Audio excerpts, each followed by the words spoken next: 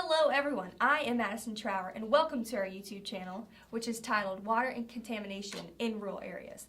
In this specific video, I will be talking about water contamination in Virginia and West Virginia due to the Mountain Valley Pipeline.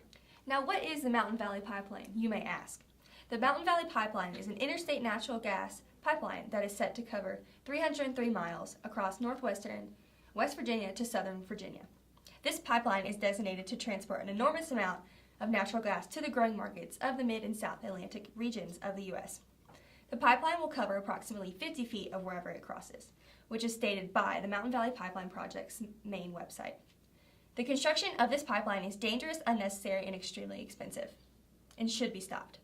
It is a huge problem because it causes three main issues: the disruption of historical landmarks, the violation of property rights, and the risk of mass contamination of water and the health of thousands of American citizens.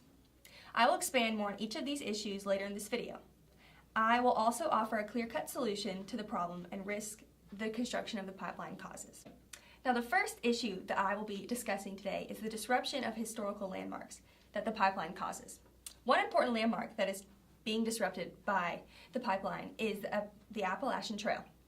The pipeline will run parallel to the Appalachian Trail for 15 miles and will be visible for 90 miles of the trail. The pipeline would be visible from multiple iconic viewpoints of the Appalachian Trail, which are some of the most visited and photographed locations in the U.S.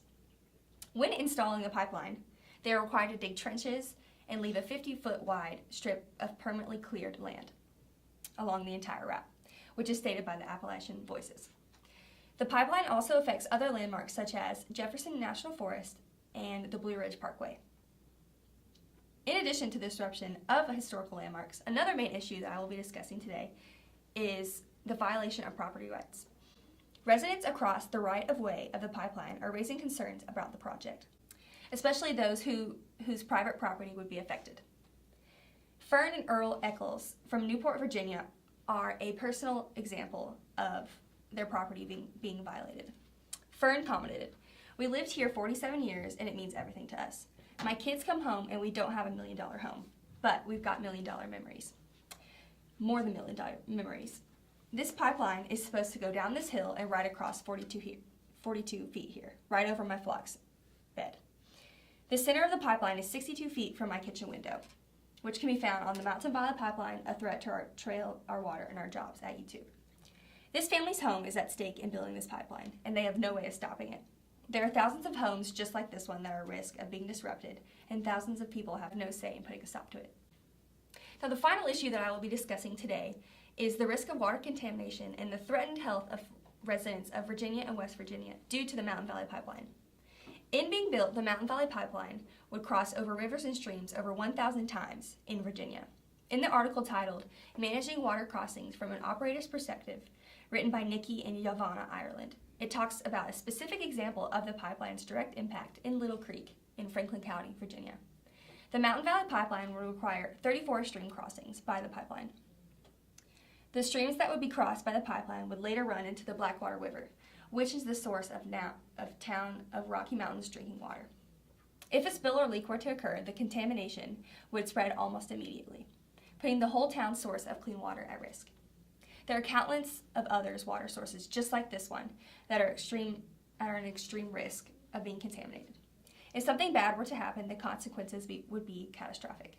The risk is just too high. Now, what can we do to fix this problem? The solution is simple: put an end to the construction of the pipeline and keep it from ever being built. But how do we do this? We need to raise awareness. We need to speak out and use our voices. Organizations like the Appalachian Trail Controversy, POWHR, and Appalachian Voices are already practicing speaking out and using their voices. They want to put an end to the construction of the Mountain Valley Pipeline. They believe that there is more harm than good in completing this project. POWHR protects the rights of landowners and anyone with private property. The Appalachian Trail Controversy will do anything to keep the Appalachian Trail untouched and protected. And Appalachian Voices just want to protect communities in the beautiful scenery of Virginia and West Virginia. So, to end the construction of this project, we need to raise our voices and invest in the organizations that are currently using their voices for what they believe in. The risk of contaminating massive water supply of Virginia and West Virginia is too risky. If the pipeline was tampered with or damaged by weather, numerous sources of clean water would be polluted, all because this seemed the most convenient and fast way to transport natural gas along long distances. In conclusion, there are countless of negatives in continuing this project that outweigh the benefits in completing the Mountain Valley Pipeline. There's too much at stake. The construction of the Mountain Valley Pipeline disrupts historical landmarks and puts national parks at risk. It violates families' homes, private property, and there's nothing that those families can do to stop it.